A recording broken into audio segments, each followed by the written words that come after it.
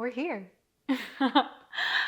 Episode 2 of Going There. Wow, this month has been so beautiful, so much, like so overwhelming. And I think just like first and foremost, I have to say, I am so happy that I decided to start this series. And when I released the last episode, the first episode of Going There, I definitely had some nerves come up. I knew that the episode would get to certain people, and I knew that me sharing parts of my experience would be uncomfortable for others to hear.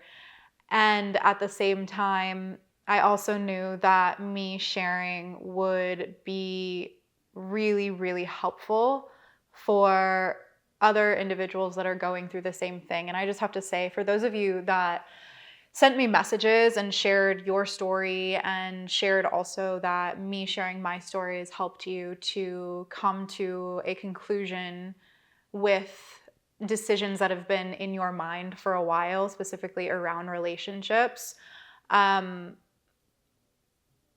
It's so scary to share those parts of yourself, but at the same time, like I said, I'm so happy that I did, because the messages that I received from those of you that reached out were messages that brought me to tears. Like, from the bottom of my heart, these messages brought me to tears. And so, it's so scary sharing all of these intimate aspects of your life, but it's so worth it. And I think my just lesson from sharing that first episode of Going There is that there are certain things that you have yet to share, but when you share them, they will support you and support the people that are listening in ways that you may not even be able to understand or see. And so not everything we are meant to share, and you don't have to share everything, but you can share anything. And if you feel a calling on your heart to share things that you've been navigating, lessons that you've learned, challenging times, they are going to resonate with people, and they are going to help people that may or may not even reach out to you. So that was my lesson and my biggest takeaway from the first episode of Going There. And gosh, like I said, this month has been so crazy. At the end of January, beginning of February, I had to make the really, really hard decision to let go of one of my team members who had been with me over the past almost 3 years. And it was a decision that was not easy to make. However, knowing the standard that I hold for myself and the standard that I hold for the experience that people have interacting with my business, I had to make that decision, because at the end of the day, for those of us that have personal brands and companies where we are the face of the brand, the people are not going to be upset with your customer service person. They're not going to be upset with whoever's running your social media. They're going to be upset with you. And I started seeing a messiness happening in the behind the scenes of the business that honestly made me so anxious and made me truly lose like all trust in getting support. And I made the decision to let this person go. And don't get me wrong, it's like strictly business. It has nothing to do with how I feel about this person as a human being. I love them to death. Like, their heart is so big, and our relationship was so beautiful, and they supported me while I was navigating my separation and like the hardest time of my life. And so I'll never forget that. But I made the decision to let them go, and found myself starting to protect my baby, my business once again. And this whole past month, I have been without a team member.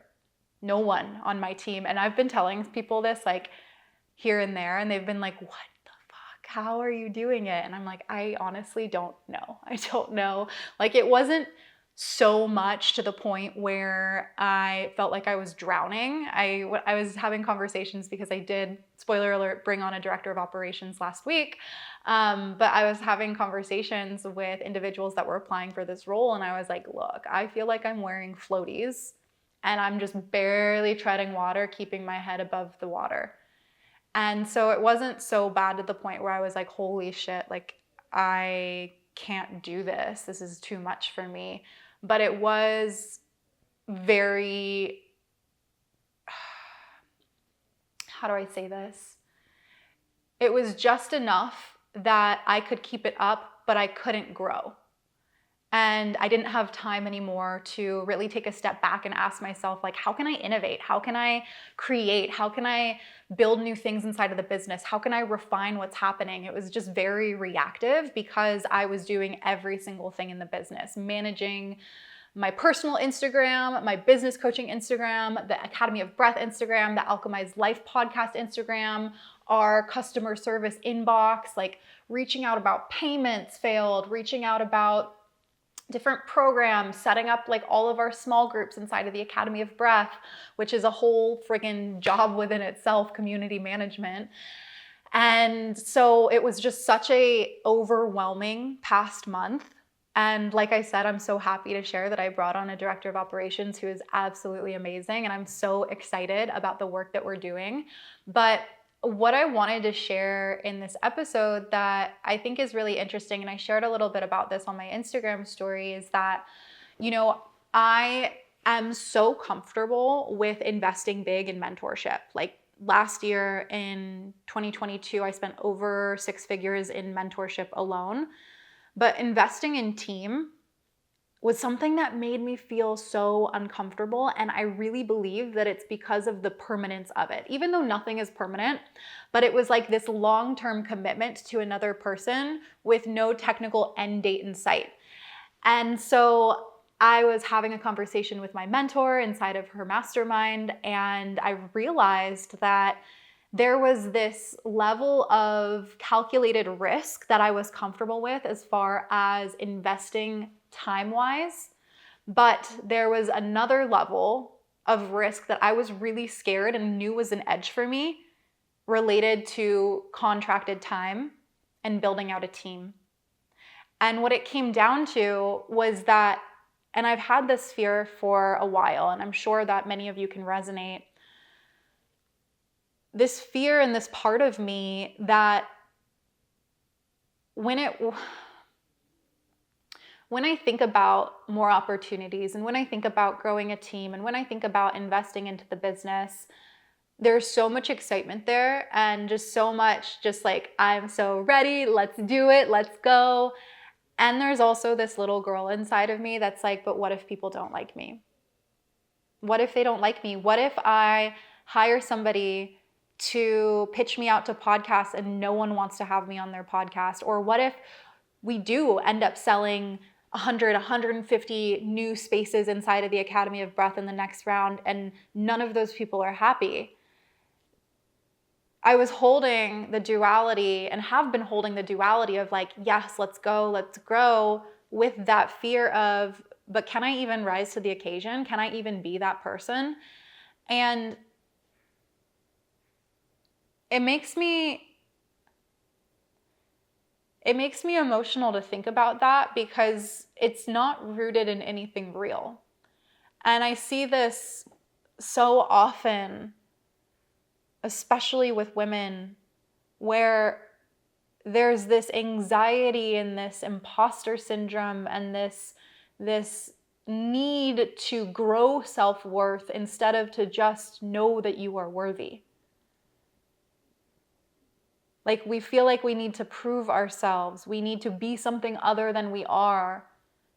And that we may not be capable of rising to the occasion. And I really believe that that's why so many people don't invest in themselves, don't invest in their businesses, don't take big risks in their business, won't put themselves out there, won't actually show up online and say what they want to say, or won't see a launch all the way through, because there's this major fear and really it is imposter syndrome of like, if the things were to come to me, could I even be the person to hold it all?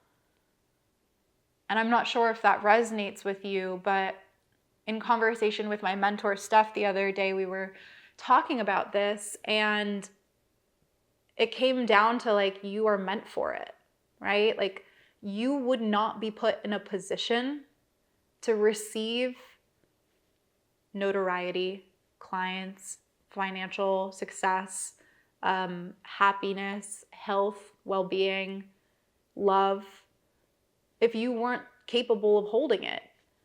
And in fact, I think about in relationships specifically, we attract what we're an energetic match for, right?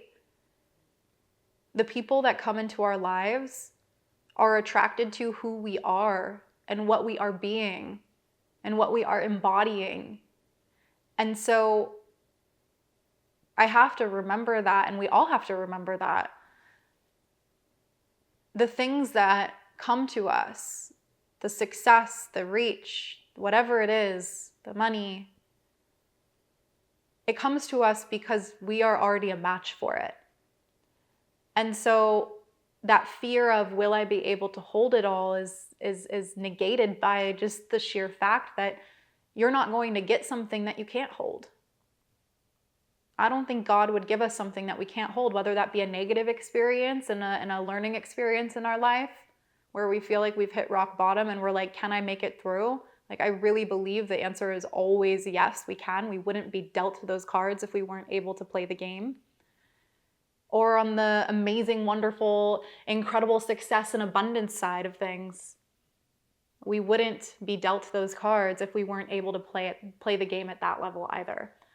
So I just feel like it's been such a big breakthrough for me in taking myself more seriously, like owning who I am more seriously, and taking my business more seriously. And it's been so cool because I've been thinking about what like my next big moves are outside of like building a coaching business, building an online education platform. Like, what would it look like to build a product line? I've already started building apparel inside of the Academy of Breath, and we've created hats and hoodies. And so these things are already in motion, and it's gotten me so excited over this past month, even though like February was such a like, oh my gosh, I'm in defense mode. Like, I'm literally just trying to keep my head above the water. I'm treading right now. Even though there was that, it taught me first and foremost, like it made me fall back in love with like the nitty-gritty details of my business, like being in the inbox, hearing from students, having conversations with them. I'm pretty sure like even though they didn't even think that they were talking to me, I think that they thought that they were talking to one of my team members. And I never corrected anybody though. I was like, yeah, they don't think it's me. But it made me fall in love with my business. It helped me to see a blind spot in how I was taking calculated risks, but not actually meeting my edge at a new level. And it helped me to also see the blind spot of where I was holding back because of a fear, because of imposter syndrome, because of this idea that I wouldn't be able to hold it all. And so I'm so grateful for this past month. And like I said, I just feel like so in my power. I feel so excited. I feel like this new season is going to be so much fun. And what I love also about what I've really anchored into over this past month is that like life is happening now. I have historically been so caught up and so whipped around by the future. I've been so attached to my growth and my evolution in a way that's been really mentally and emotionally unhealthy. in a way that has taken away from me living my life now, enjoying what I've created now, being happy now, because there's always been another level. And in the past, historically, it's like there's another level, and so that makes me feel bad that I'm not there yet. But really what I've been focusing on this year, and what's really landed over the last month, because I can just feel it so deep in my bones, and I was talking to Steph about this the other day, I was like, I just feel so regulated. I feel so even. I don't feel whipped around mentally and emotionally.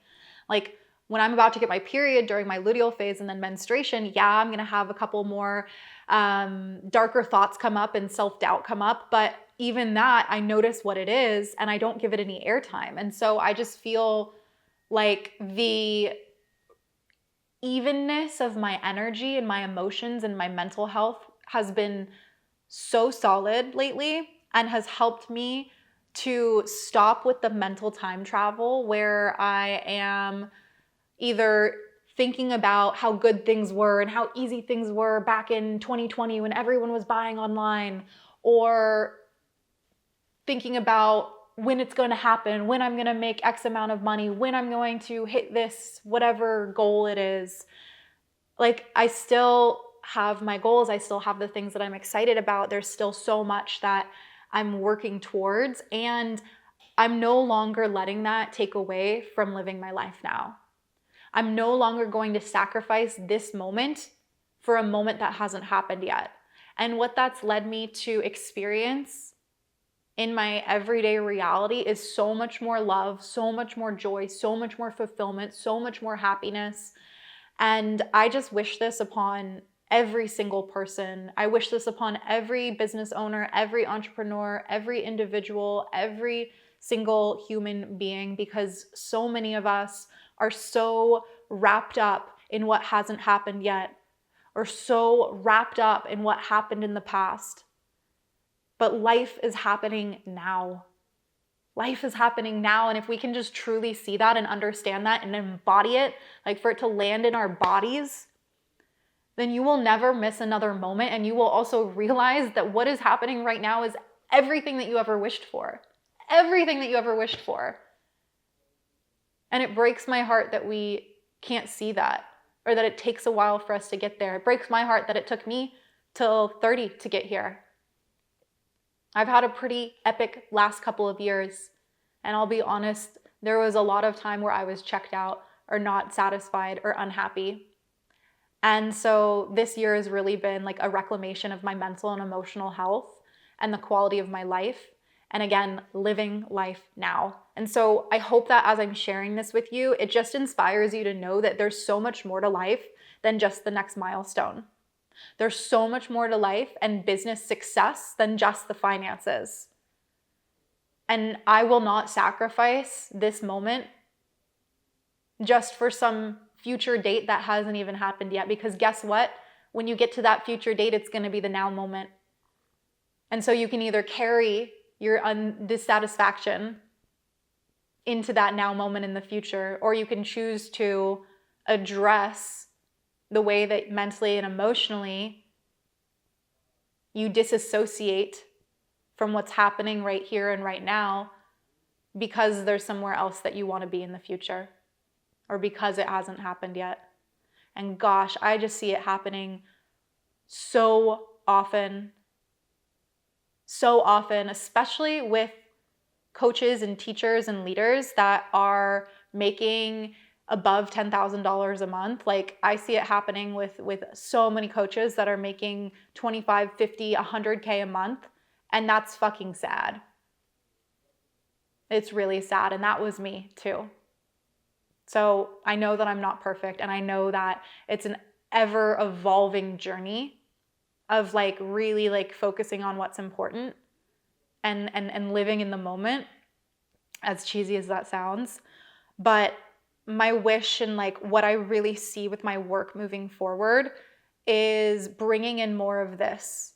Yes, there's the strategy. Yes, there's the empowerment. Yes, there's the branding and the boldness and all of the like fiery, passionate energy that I bring into my work. And I really believe that the greatest gift that we can give ourselves is learning how to live in the moment and not let our growth and our devotion and commitment to who we are becoming take away from who we are now. So that's what I'm working on, and that's what's been happening behind the scenes. Like I said, I just feel like a lot of blind spots were pulled and picked out and pointed out to me. And I think a big piece of that also was that I finally was like, shit, Ava, like you really need to sit still and sit with yourself. And I do that. I sit, I breathe, I meditate. But I noticed that I only do it to a certain extent. Like I only do it to the level that I feel comfortable with, and then I don't dig any further. And this last month, I've really been like, Ava, put your phone down, stop getting distracted. You can do that later. Sit with yourself. Go deeper. Peel back another curtain. Peel back another curtain. Peel back another curtain. Keep going. And in that, like discipline to sitting with myself and getting curious and like really being in contemplation, which is not easy for me at all, I discovered so much that I never would have if I was just like surface level self-inquiry. And I think a lot of people are at that surface level self-inquiry. And so my challenge for you, even from listening to this episode, if this resonates, is like really sit with yourself this month. Really sit with yourself. Put your phone away. Get a journal out. Like be on your own with no distractions. And when you think you've found the answer, go deeper. Because the answer is deeper than that first initial answer you're going to get. I can guarantee you that. Oh, such a different energy from last month. It feels good. I think that that's like another fun piece of this series is that like last month I feel like I had a lot to get off of my chest from the whole past year. And now I feel like I get to share with you just like what's been coming up over the month and like the things that I've been navigating and the things that I've been learning. And I also came out of my Saturn return. So cheers to that. I feel it. Feels good. So I'm really excited. I'm really excited for the next few weeks, the next few months. My course Visible is out now, and Visible is a course that I launched in 2021. And even this course in 2021, it was like so much about creativity from the feminine energy.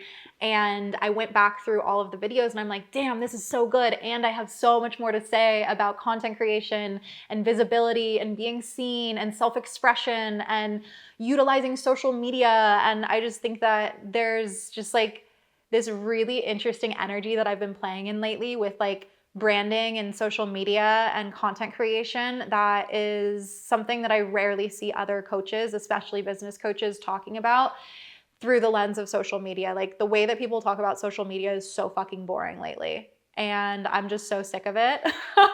So I'm so excited to bring this depth through Visible. And if you're interested, I'll link it in the YouTube information box, whatever that is. You can clearly tell that I don't know anything about YouTube. I'll link it in the show notes for the Alchemized Life podcast. And we're starting on March 30th. So if you want to join us, we're doing 4 new live modules that are going to be recorded with you through the last week of March and the first week of April. And then when you sign up, you also get 14 days of pre-work, instant access to that, and 2 pre-recorded masterclasses. So that's like the big course that's coming up. And I'm going to be in California for the entire month of April, in LA and in Palm Desert, maybe San Diego. And I'm just really excited and very much in love with life. So I hope that this conversation, this episode, this mini series has given you something to chew on and think about. And I hope that you're walking away with something that you can start to apply to your now experience. Not tomorrow, not 6 months from now, not a year from now, but how can you begin to integrate something that resonated with you today into your lived experience? All right, my loves, I'll see you soon. Bye.